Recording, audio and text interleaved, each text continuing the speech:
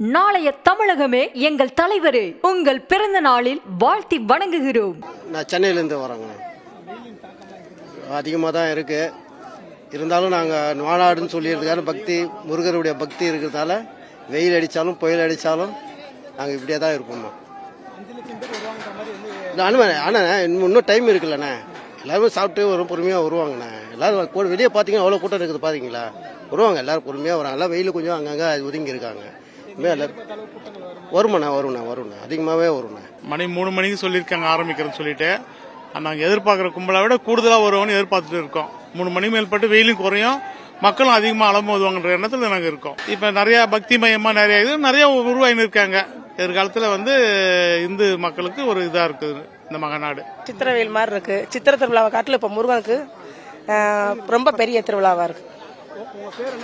என் பேரு கார்த்திகா பாலாஜி. நான் மீனாட்சிபுரத்துலேருந்து வரேன். மதுரை மீனாட்சிபுரம். நாங்கள் வெயிலெல்லாம் பார்க்கல, நாங்கள் முருகனை பார்க்கறதுக்காண்டி வந்திருக்கோம். முருகனை பார்த்தா எங்களுக்கு வெயில் தெரியாது. சித்திர திருவிழாக்கு அடுத்தபடியாக அப்போ முருகன் ஃபங்க்ஷன், உலகம் புகழ் போற்றும் மாபெரும் இந்துக்கள் சங்கம்ன்ற மாதிரி இருக்கு. நல்லா இருக்கு. இப்போதைக்கு கூட்டம் இருக்கு. 4 நாளாக நாங்கள் வரோம். நல்லா இருக்கு, எங்களுக்கு நல்லா இருக்கு. டெய்லி வர்றோம். நாங்கள் 1 வாரம் நடக்குது. 5 லட்சத்துக்கு மேலேயும் தாண்டும். 5 லட்சத்துக்கு மேலேயும் தாண்டும். நல்லா இருக்கு. முருகன் மந்திரம் படிக்க எங்களுக்கும் தெரியல. அவரை பார்த்தாலே போதும். 6 படம் வெளியே ஒரே இடத்துல பார்க்கணும்னா அது நம்மளுக்கு கொடுத்து வைக்கணும். இல்லை பார்க்க கண்ணு 1000 கண்ணு போதாது. எல்லாமே நல்லா இருக்கு. மதுரையிலேருந்து வரேன். கடந்த 4 நாளாக வந்துகிட்டு இருக்கேன். நல்லா சிறப்பாக பண்றாங்க. 6 படம் வீடுலையும் ஒரே இடத்துல பார்க்கறது கொடுத்து வச்சது. நான் ஏற்கனவே 4 படம் போயிருக்கோம், 2 படம் போனது இல்லை. அது இங்கே பார்த்தது ரொம்ப துருவமா இருக்கு. 5 லட்சம் பேர் பங்கேற்கவான்னு சொல்றாங்க. அதெல்லாம் அதை விட கூட தான் வரும். சித்திரை திருவிழா காட்டில் இது பெரிய திருவிழா மாதிரி கொண்டாடப்படுது. முருகன் மாநாடு நடத்துறது உலக போட்டில் இது ஒரு ரெக்கார்டு, வேர்ல்டு ரெக்கார்டு மாதிரி. முருகனை எல்லா ஒரே இடத்துல பார்க்கறது கொடுத்து வச்சிருக்கோம்.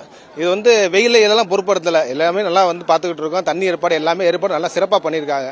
இது நல்லா சிறப்பாக பண்ணிட்டு இருக்காங்க. 6 படை பேர் ஒரு இடத்துல பார்க்கறது ரொம்ப மகிழ்ச்சியா இருக்குது. வெயிலோட தாக்கம் ரெகுலரா இருக்க மாதிரி தான் இருக்கு. அது வெயில் தாக்கம் பெருசு கிடையாது. முருகனை பார்க்கணும், மாநாடு நடக்கணும், அதுக்காண்டி தான் வந்திருக்கோம். முருகனுக்காக வந்திருக்கோம்.